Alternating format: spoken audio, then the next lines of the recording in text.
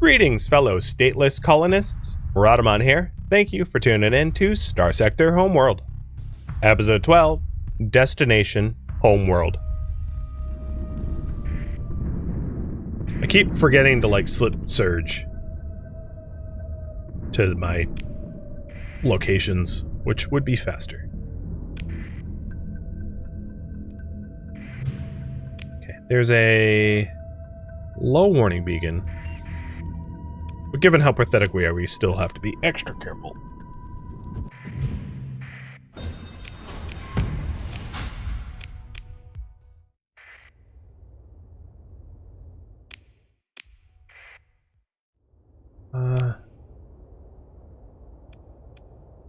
Oh, no. Sentzon Veld. Looks hopeful. I'm guessing the warnings was for remnant activity, which means the active sensor scans I'm doing right now is dumb and I shouldn't do that, because it kind of also tells them, hey, I'm here. Oh, this looks a bit too big. Yep. Has roads though.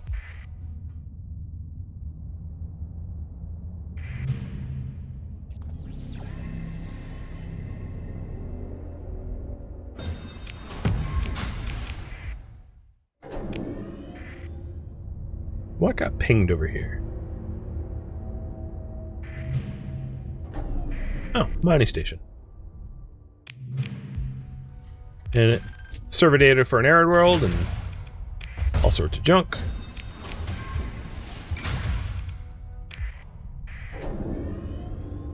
One other thing I could have done for these survey missions is picked up all my buffalo again. Also probably have more survey equipment than I reasonably need. So I'm losing out on cargo space that I didn't have to ditch, but you know, whatever, the damage is done.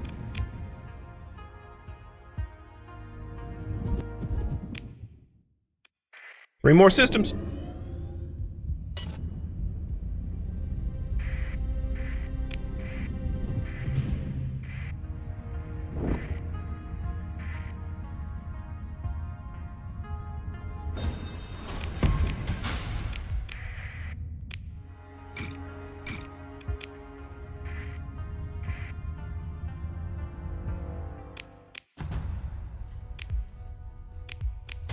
Getting pretty lucky with the amount of ruins that we've been finding. However, the quality of the ruins have been pretty lacking. Every now and then you can find warships and stuff like that in ruins, or any ships, and that we most certainly have not had the luck of. With the amount of exploration I've done, I'm surprised I haven't found more viable derelicts. Typically in past series, I would have found a battleship by now. And it's entirely possible we're just looking in the wrong spots. I mean, the galaxy is big. So they're out there somewhere. Just not anywhere we've looked so far.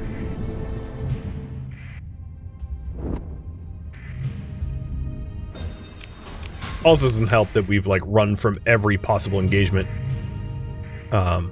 Because of our lack of fleet power, which means... Nope, let's not do that. Which means we've probably passed up opportunities to salvage good warships, because in the same systems as the warships, likely there was remnant activity and things like that that made us run away. Oh my god, how fast are you? Jesus!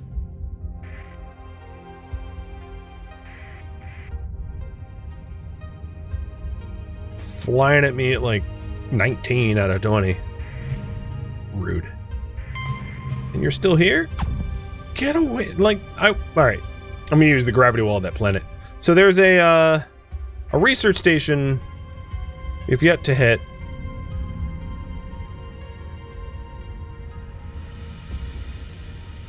Because, you know, it's guarded by remnants. But at least all the debris over here we'll be able to get.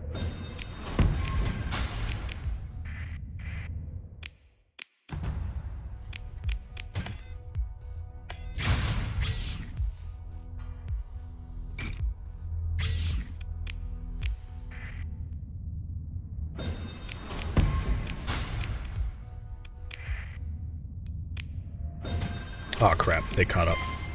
Nope.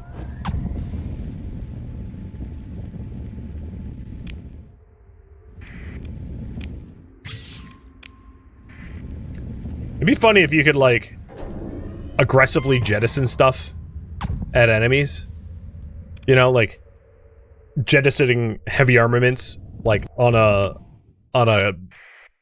ballistic trajectory towards a fleet that was chasing you. The equivalent of, like, throwing pots and pans out your car. So you're not gonna pull me over. I'm gonna destroy you in transit.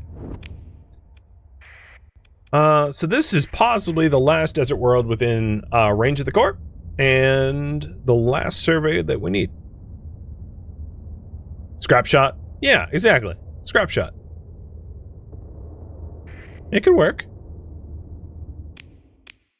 I mean, to be honest, like, anything traveling fast enough is dangerous, as long as it has some mass.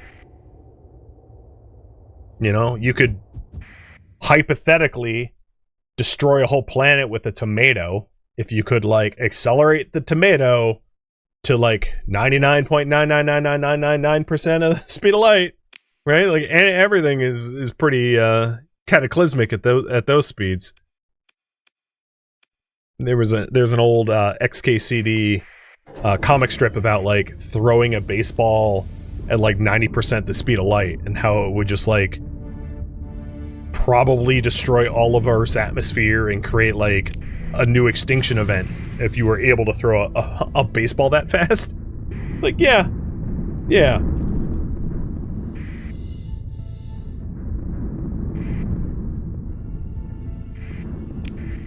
Nothing like a potato cannon taking out a planet. Alright. At this point, we have absolutely surveyed everything within the vicinity of the shunt that we know of at Quesh, and everything immediately adjacent to Core. One might make the argument that there's, like, a few more spots adjacent to Core, but regardless, do we pick a colony candidate? Do we pick a colony now? Yes or no? Simple yes or no. Do we have enough information to be actionable or not? I think that there's quite a few potential candidates that are, like, worthwhile. There's some within the sphere of influence of the shunt. There's some that are not. We have a pretty good notion of what's out there. So, do we take action on that info, or do we hold off?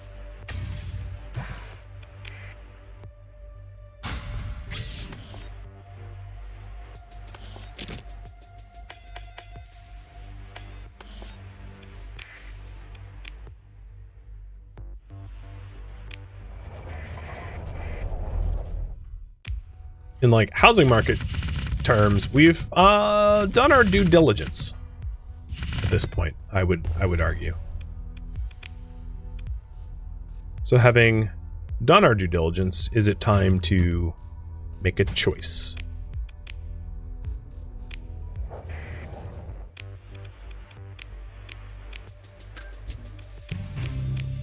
And we're sitting on a nest egg of about 2 mil, which I would say is, like, roughly what you want pre-colonization.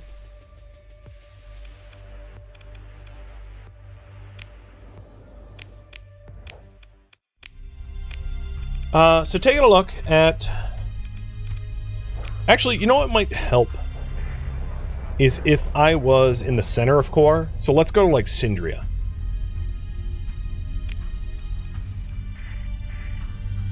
So that way my planet search, I can set a range of light years to sort of figure out what's up.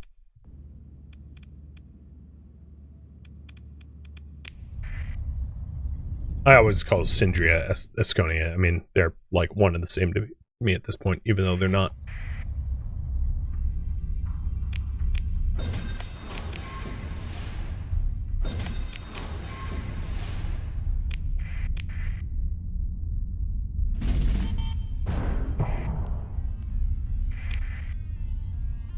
So it looks like we do want to pick a colony. I will need to pick up some more crew. so that we can actually colonize and some supplies. But apart from that, I mean, we more or less have what we need. So let's take a look. Let's do some analysis now. So if we take a look at the planets known within a certain distance.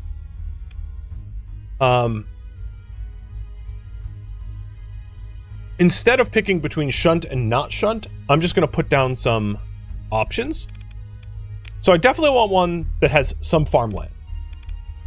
Because in order to support us stateless, we need to be able to do some farming. We need to be able to feed ourselves. So here is all of the planets within, and I don't care about the stable locations, and I'm going to allow it to be up to 200%, not including gas giants, and then not including claimed, of course, or populated. As far as the other requirements go, I don't really care. So one that keeps coming up is Gusoyan. Gusoyan is not within the shunt. It is, however, a class 5, and it's got a little bit of everything. It's got some adequate farmland, sparse, both types of ores. It's got abundant organics. It does have poor light, but it is mild climate. It is hot and low grav. So Gusoyan is a potential. It's not a perfect world, but it could be fixed up. Who knows? And as far as we know, there's no shunt. Now, the reason why I'm saying as far as we know is if we take a look at Gusoyan, which is in Australia, which is down here, it's potential that there's like a shunted Alpha Socamro that I haven't searched, right? Like, I don't know. Maybe there is a shunt there. Maybe it will ultimately happen to be within the sphere of influence of shunt. It's just not known. Because we haven't fully surveyed everything within 10 light years of it. But I'm going to assume that there's no shunt. I think that's a safe assumption. So Gusoyan is one such. Let's keep going. Savasri, sorry. Now, Savasri is here. So it's adjacent to Quesh, which means it is within shunt territory. It's worth noting that in the details here, I'm running a few mods that are relevant. So one is Terraforming Made Easy, where we can terraform worlds to change some of their hazards. And another is Decivilized Recivilized, which means decivilized worlds can be fixed, essentially. And the reason I mention it is one of the hazards of Savasri is it is decivilized. Basically, it's like kind of a pirate world. But that isn't really a factor that we need to care too much about. So it has ruins, which means it can be tech mined, albeit by not much. It's scattered. It's not vast or anything like that. It has poor farming, moderate ore, but no transplutonics, common organics. So one of the advantages of no transplutonic ore will stop us from using soil nanites. So soil nanites will dramatically increase the yield from your farms, with the caveat that if there is transplutonics found on the planet, you can't soil nanite. So if we really want to do a lot of farming, if the world has volatiles or transplutonics on it, you won't be able to use soil nanites. And again, we can terraform some conditions out or add to a world. And I don't want to get into the full list of what terraforming can do, because right now I'm more interested in where the planet is and whether we're going to settle it. And if we can fix it up later or not, we'll see over time. I would consider that at this point spoilers. So the only thing I want to mention is that you can re-civilize a decivilized world. All right, next is Boratur. It's a desert world. It has extreme weather, which would mean Fullerene Spool would be harder. It's also hot, but it is it's got both ores. It just doesn't have organics. And that is within Shunt as well, I think. Yep, that is within Shunt.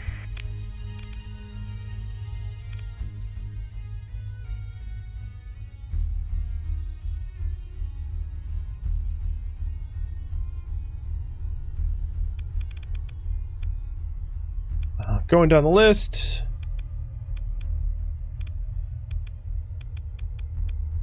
Some coat. Inkalu. It's got ruins, rich farmlands, or organics. It's arid.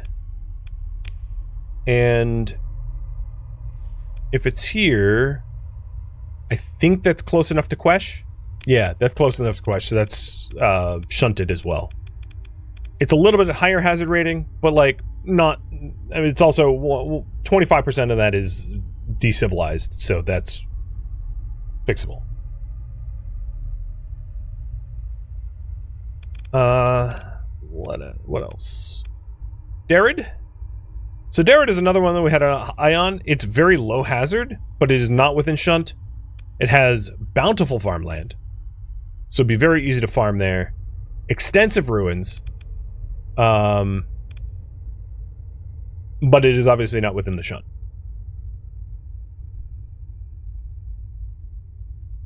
And the reason I'm mentioning the shunt over and over and over is that was the major factor. That was the factor that 68% of you said that was most important.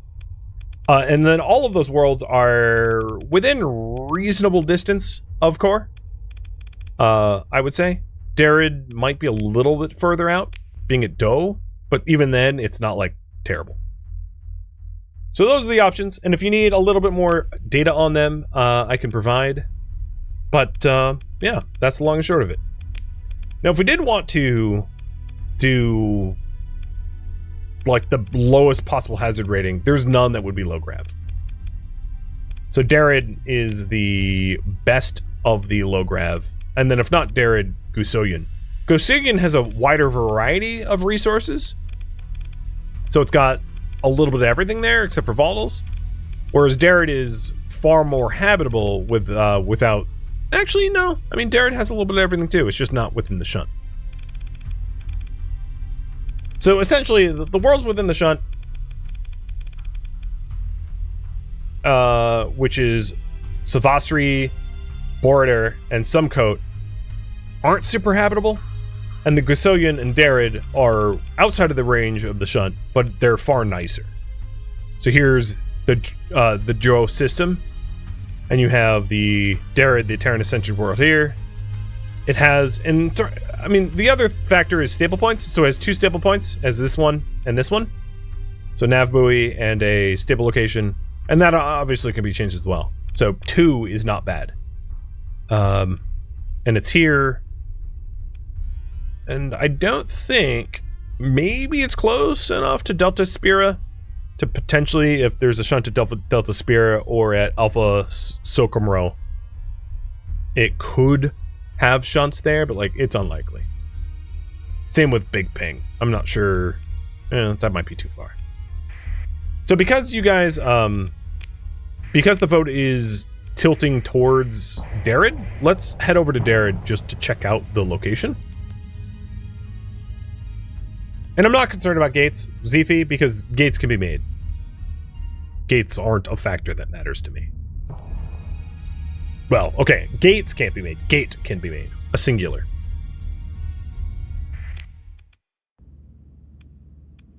But there is a gate very close to it. One system to the north, which is not, like, super inconvenient.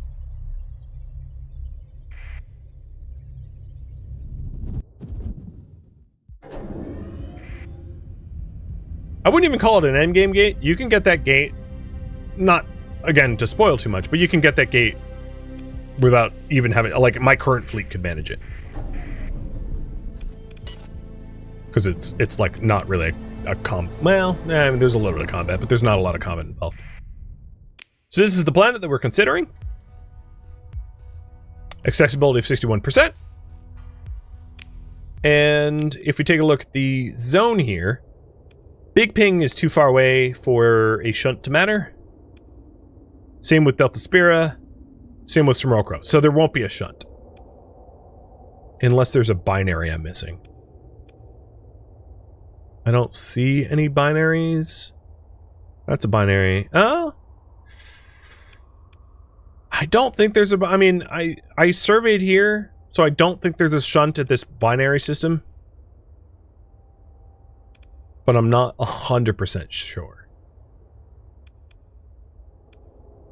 So yeah, it's not likely to be shunted. And I don't think there's one here either. But again, there's a small possibility. What's the accessibility of the second option? Savasri? Savasri?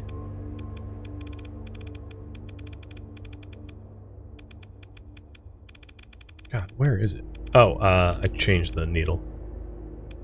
So Gusilian, I could have done the accessibility for all of them, but I would have to physically go there.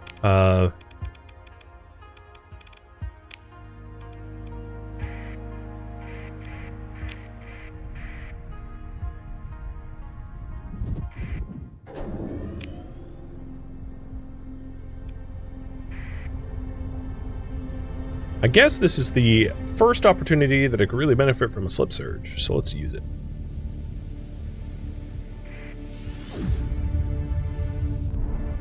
That was a weak launch.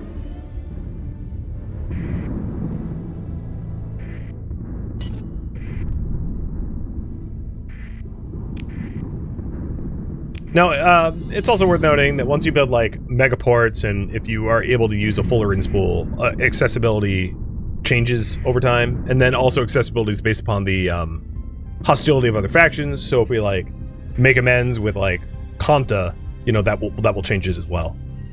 Kanta being like the pirate queen, for all intents and purposes. That's more or less what she is.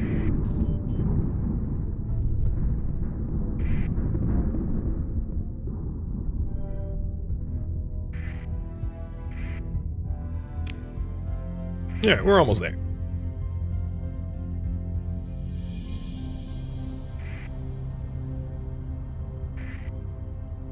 Some coat is also... Oh no, Solo Libre is in this system.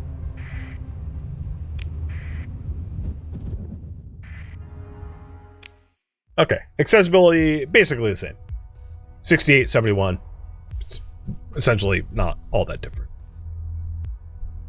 And it looks like we've made a decision. So let's go ahead. One advantage of this system is it does have a gate like right next to it. But it has one other stable point. So I don't know if that's a major factor, but you know, so be it. But there's definitely enough people that have voted for Darad that will go colonize Darad. So let's go scoop up the resources we need to do it and pull the trigger. And then we're also going to want to move... so initially what I'm going to do is I'm going to colonize it, but then eventually we're going to want to also move all of our ships and fleet and everything over to it. It's going to become... We're not going to use the terraforming platform anymore.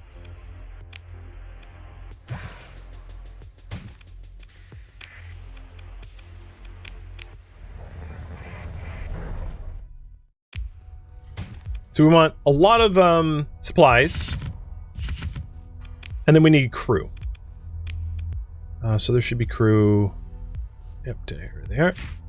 And we're going to want more crew than that. Our minimum crew is 193, so we need at least 1193. So we're not like short people when we're colonizing. I'll just buy them all, because I'm sure we'll use them.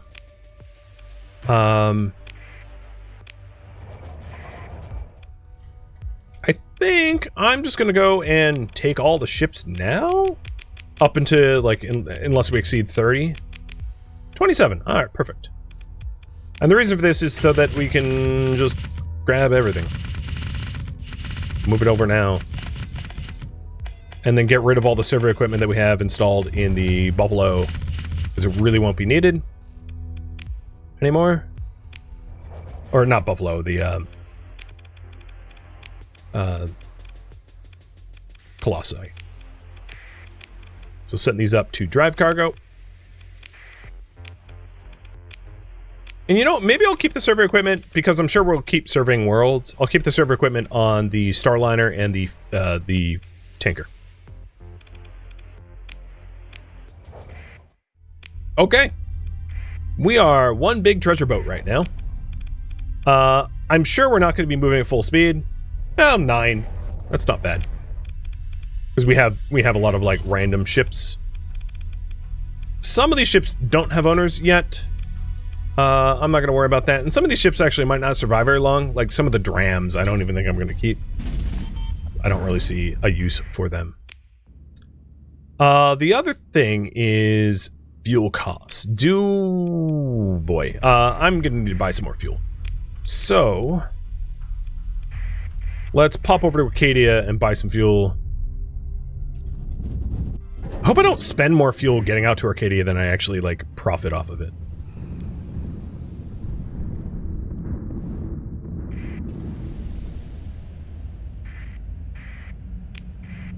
We use 200 fuel getting here. Yeah, as long as I buy more than 200 fuel, I think we're in the net positive. But it's like, we use a lot of fuel to move around. This many ships. It's one of the reasons why, like, fuel is going to be an issue, but one to be solved by future me, not current me.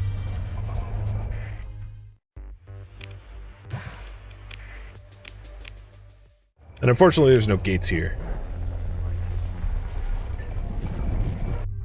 So my current range does not even let me get there and back. So let's go to Orthrus, buy fuel there too. Of course, I don't need to make a round trip with all these ships, because some of these ships aren't making the trip out. And then, this one I'm gonna scuttle. Is there any other to scuttle? Yeah, this I'm gonna scuttle. This is the OG Shepherd. I don't need a Hermes. So I don't really want to get rid of it for that reason, because it's like, got some sentimental value.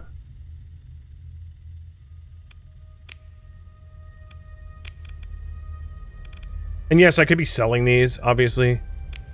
But, money is not really my bottleneck at the moment. And it is also absolutely not my goal.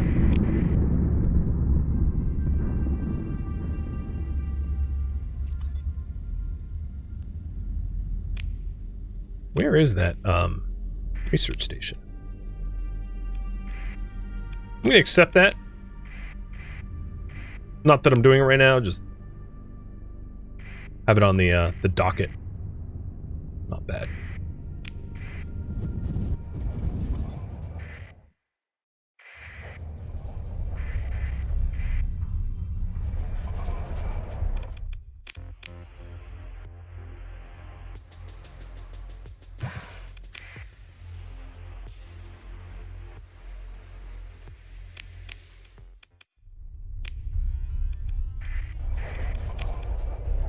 As Sun Tzu mentioned, I will also want to shop around for some transphotonics so I can build infrastructure, orbital infrastructure, like in the solar system. But we can do that once. I don't want to go shopping right now because the fuel cost of shopping around for transphotonics is ridiculously high at the moment.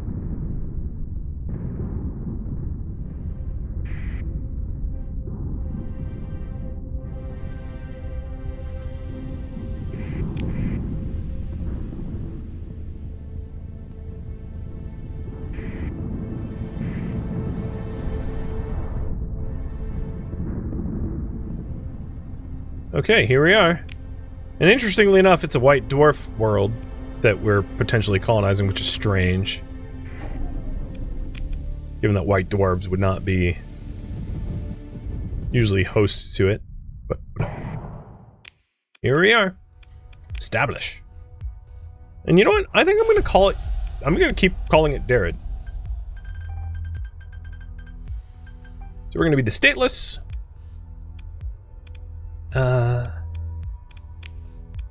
That's a good flag. We are the stateless. And prefix is Rex.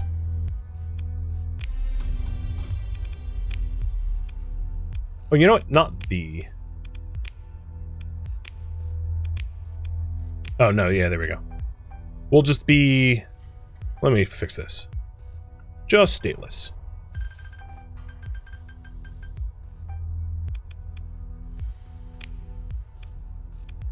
There, perfect.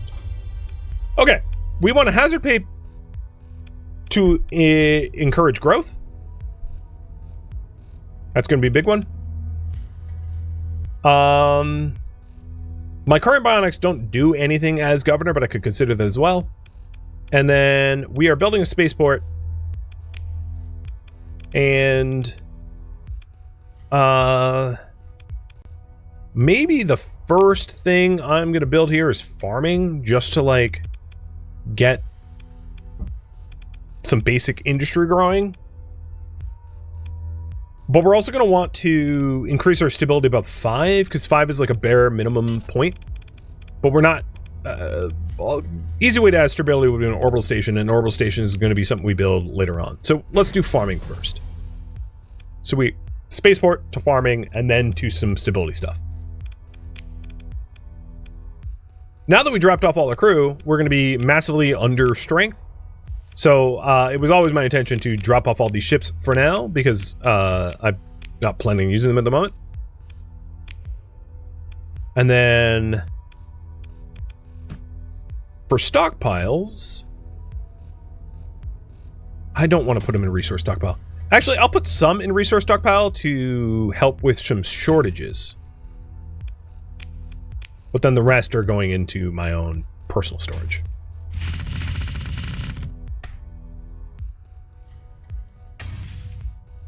Dealing with some of the shortages that this planet is experiencing will help it to stabilize as well. So as you can see, the current planet is missing food, supplies, domestic goods, and I can say use stockpiles during shortages so that the supplies that I just added to it are being useful. So buying domestic goods and food will help to encourage this planet to grow.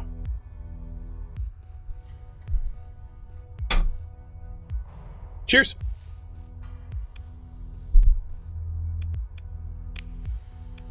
It's also worth noting, I might not be the best admin.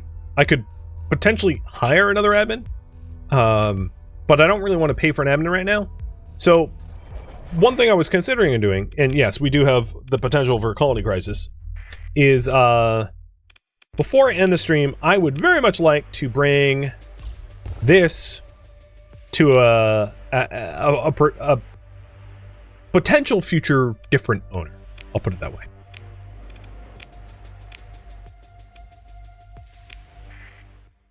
But in terms of my own bionics, let's see here. I'm not doing a lot of combat, so I'm going to look at like governor bionics, because none of my bionics that I've installed so far, I can't uninstall. So the install type, captain, captain, captain, I can like scan through them really quick. Captain or admin. So for instance, for admin, increase market stability by 1, but also reduce accessibility by 10. That might be worth it. Market income by 10%, upkeep cost by 15%.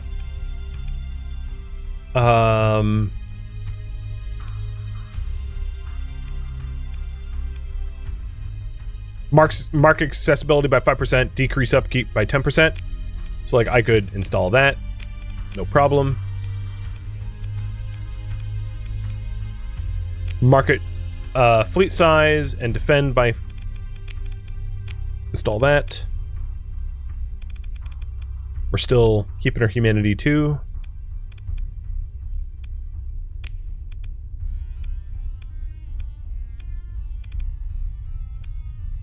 What was the other one I was considering? This one? Market stability, but accessibility? Yeah, let's do that too. My consciousness is still above 75%, so we're like still human. And as a result of those, we're gonna have some bonuses here, right? Bionic bonuses and accessibility bonuses. So let's get rid of the nav buoy. I don't really have a need of nav buoy. And we're going to want to replace the nav buoy with stability.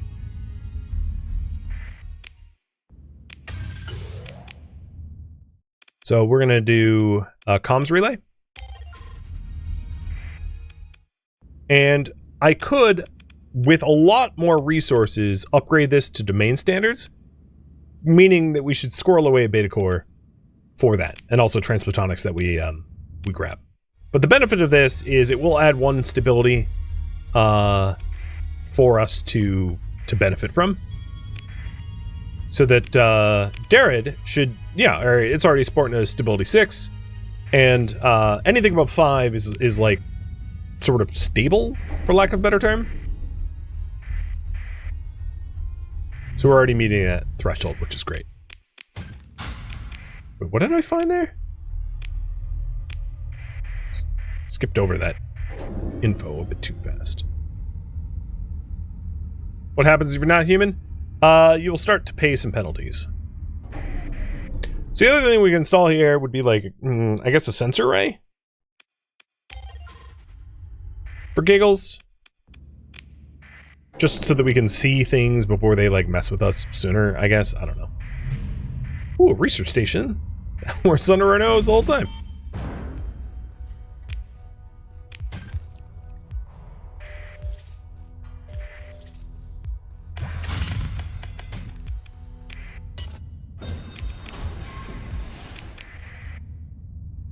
Alright, so now that that's done, and we have Darid, and it is building... I am going to intentionally not add free ports. A free port is essentially embracing piracy, and we want it to be on the up and up. So for those reasons alone, I won't free port it, even if it would be beneficial. I'm just choosing not to. What I will do, however, for the benefit of us stateless, is try to broker a deal with the Pirate Queen. So it's not really working specifically for her, but it is trying to smooth things over so that we aren't constantly under attack by pirates, because that would be just bad for us in general.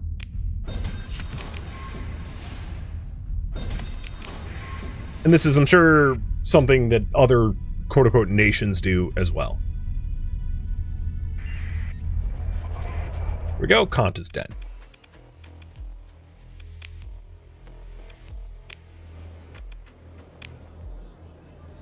Ooh.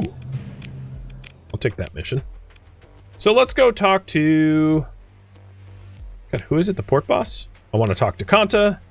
No. Let's arrange an audience. And pay a bribe. Take a shuttle down to her. I'm going to stand, not kneel. And then we are going to offer an orbital fusion lamp. And the reason why I'm rushing through this is I've read this like a half a dozen times already. So we're going to offer an orbital fusion lamp to Kanta as a gift to remove the potential crisis of piracy. And done. So as a result of all that, if we look at Darid, our accessibility should have gone up as a result of amending our relationship with Kanta. And then the potential crisis that occurs... So, colony crisis is...